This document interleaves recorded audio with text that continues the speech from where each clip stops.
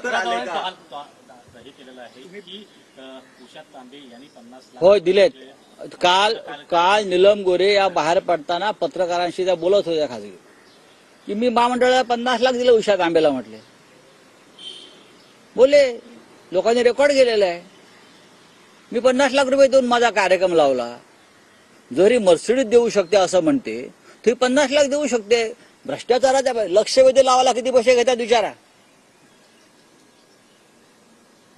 लक्षवेधी लावायला, प्रश्न विचारायला, प्रश्न आल्यावरती संबंधितांना बोलवून डील करा. माझ्याकडे सगळे माहिती आहे आणि पुराव्यास आहे.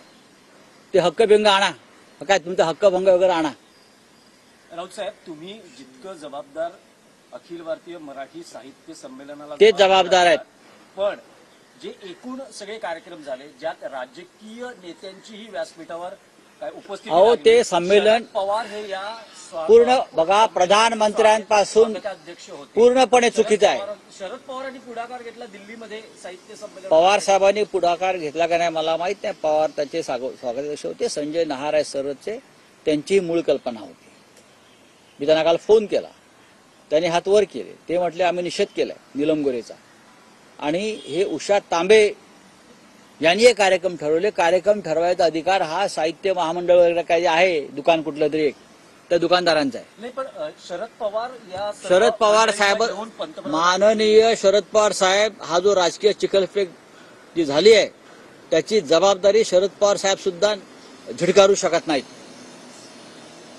त्यांची ते ज्येष्ठ आहेत, ते पालक होते, ते स्वागताध्यक्ष होते. ज्या प्रकारचे कार्यक्रम ठरवण्यात आले आणि जी राजकीय चिखलफेक झाली ते सुद्धा तितकेच जबाबदार आहेत. संमेलनाच्या अध्यक्षा तारा भवळकर यांनी सुद्धा ह्याच्यावर निषेध व्यक्त केला पाहिजे. पवार साहेबांनी निषेध केला पाहिजे.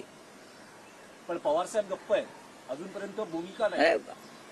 आता आज त्यांचा माझा आवाज त्यांच्यापर्यंत आज जाईल ना. आता गप्प कसे राहू शकता? तुमच्यावर चिखल फेकतात तेव्हा आम्ही उभे राहतो ना. ही कोण बाई आहे नीलम गोरे? हे कुठलं भूत आहे जे साहित्य संमेलनाच्या मंचावरून गरळ ओकते? हे काय मराठी साहित्याचं आणि मराठी भाषेचं नुकसान ह्या लोकांमुळे झालेलं आहे. नाही, पण जे साहित्य संमेलनाचं राजकारण झालं, सुरुवातीला एकनाथ शिंदे व्यासपीठावर आले, पंतप्रधानांनी अहो राजकारण साहित्य संमेलन नव्हतंच. आणि नंतर नीलम गोरेंची मुलाखत झाली. नीलम काय गरज काय? काही औचित्य होतं का? अजिबात नाही. त्या परिसंवादाचंच औचित्य नव्हतं.